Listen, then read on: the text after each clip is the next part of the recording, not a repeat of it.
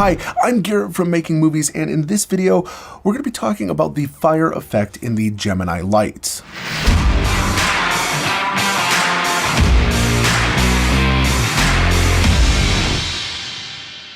Working with fire is a challenge on a film set, not just because of the safety concerns, but also from a lighting standpoint, because fire can be very inconsistent, and if your lighting is inconsistent, exposing for that lighting can be super difficult, which then is going to directly affect your scene, and that is where something like the Gemini becomes really, really valuable.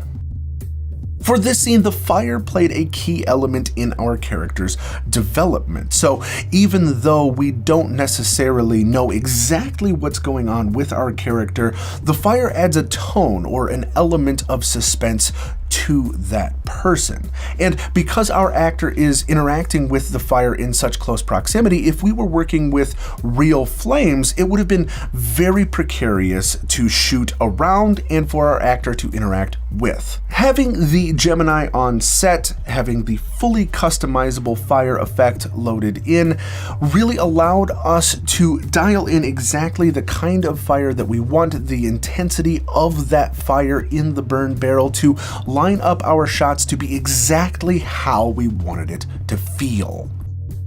Because you can power the Geminis off of V-mount batteries, we were able to take a 1x1 Gemini with our fire effect loaded into it and put it inside the burn barrel without having any cables or wires coming out of it. The inside of the barrel had a shiny metal interior which acted as a reflector and intensifier, really shining that light up through the barrel onto our main actor. So even though we were shooting in the day, we still were able to get all of that flame detail onto our character's face. Fortunately for us, it was a very overcast day the day that we filmed this. Those are the best days to film exteriors when you're trying to get light that is even and soft on your character's face, because then you don't have to use sun swatters or butterflies or some sort of diffusion between your actor and the sun, because the clouds do that for you. That said, for a couple of our shots, we did want to amplify the amount of light that was coming in, or give the essence of a key light, because the light was so blanketly even. For that, we took a 2x1 Gemini, put barn doors on it to direct the light, and put it on a booming combo stand. That way we could get the light up and into our scene, giving a directional light above our character, so that way the fire would come up beneath, but we would still have a really good accent light coming over the top. With that 2x1, because again, we were shooting out in the field and not in a studio or an interior location, we had the 2x1 rigged onto the dual battery plate, giving us 100% lighting power while not needing to be plugged into an outlet. Our burn barrel was a 1x1 Gemini. Inside the barrel rested on a sandbag, also with a battery plate and a V-mount battery attached to it.